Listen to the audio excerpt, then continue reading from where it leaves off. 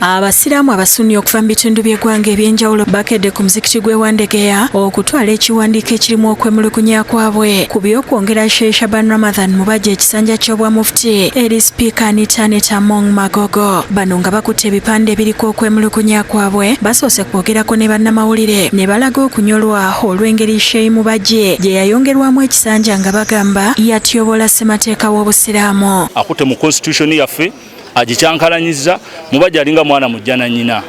Ebyo byakulimba president ntumuwalana lw'amawanga alimba. Omwana omujja na nnyina yenna buli wabba ng'agamba tebanjagale olw'okuba taata waabwe si yanzaala. Bw'abanga idinti constitution yamutoolawo ayikiriza aveewo, bw'aba alobye aida kuvaawo oba ayenda oba tayenda. Lwaki agigemamu? Ani yamulagira agigememu? Boogedde lwaki basazeewo okuddukira mu Parliament okubayamba era boogedde ne ku mivuyo egize gyetobeka mu bukulembeze bw'Obusiraamu. Mubajje atunze ebintu by'Abasiraamu nga balamu.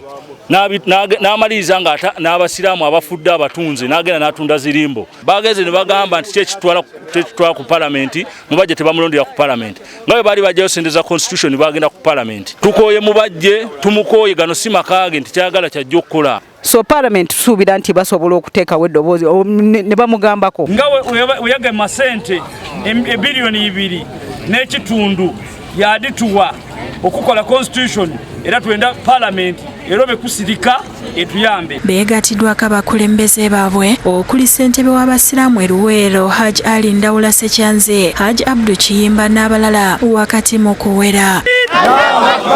Mubajje agende! Bino bwedda bigenda mu maaso nga n'ab'ebyokwerinda babalinze wabweru kyokka tekibalobedde kufuluma era batambudde wakati mu kuwera n'okubwanyisiganya n'ab'ebigambo olw'okubatangira nga babategeeza nga bwe batalina musango gwe bakoze kutambula mirembe kugenda mu Parliament.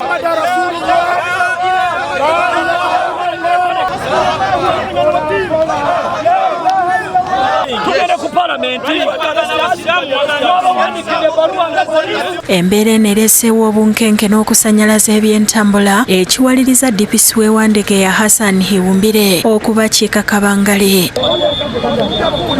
Kituta akaseera nga yogereziganya nabo okukakkana nga nabo bwe baweranga bwe balina okutwala ekiwandiiko kyabwe eri sipiika.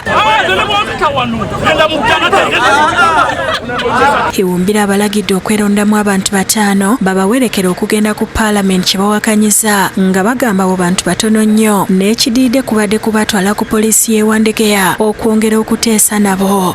Njagala tufune abantu nga 3-4 tetunaatwala ku Parliament. Otherwise for now tuli ku disorganizing traffic flow.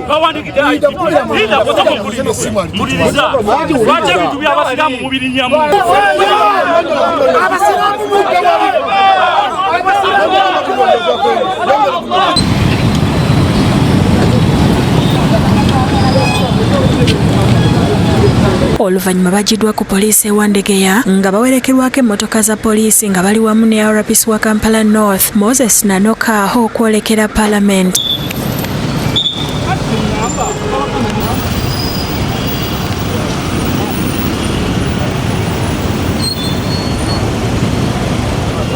Bayingidde butereevu mu ofiisi ekwata ebiwandiiko bya sipiika ne bawaayo okwemulugunya kwabwe era ne bakakasibwa nti kugenda kukolwako.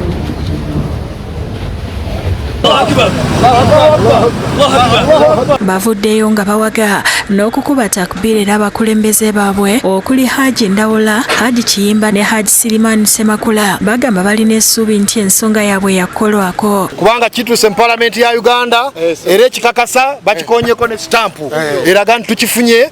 Parliament ye yakwata ssente okukola ssemateeka ono ow'Obusiraamu. N'olwekyo kibadde kya bulyaza amaanyi Parliament obutamanya kizibu kiri ku Basiraamu ng'ate yatuwa ssente. Bazeeyo ku muzikiti e Wandegeya kibaaniriziddwa bannaabwe era bongedde okuwera nga bwe batajja kuweera okutuusa nga bafunye obwenkanya. Tuyina kufa oba batuyita Obusiraamu Okoyo okudogebwa emyaka 7 egyamuweebwa gyakoze ki yennyini abadde agamba nti agoberera ki constitution yamugamba eddaluddawa katubuuza ayagala ki kyokka abakulira ekitebe ky'obusiraamu e Kampala mukadde nga bakulembeddwamu omwogezi Ashraf Muvawala baavumiridde ekikolwa kino nga bagamba si kyekisaanidde kuba waliwo emitendera egirina okuyitibwamu okugonjoola ensonga z'obusiraamu. N'olwekyo yenna anaalabika mu bintu ebyokugenda bimenya amateeka oba kwekalakaasa oba kukola effujjo n'ebifaanana bwe bityo agendeyo ku lulwe.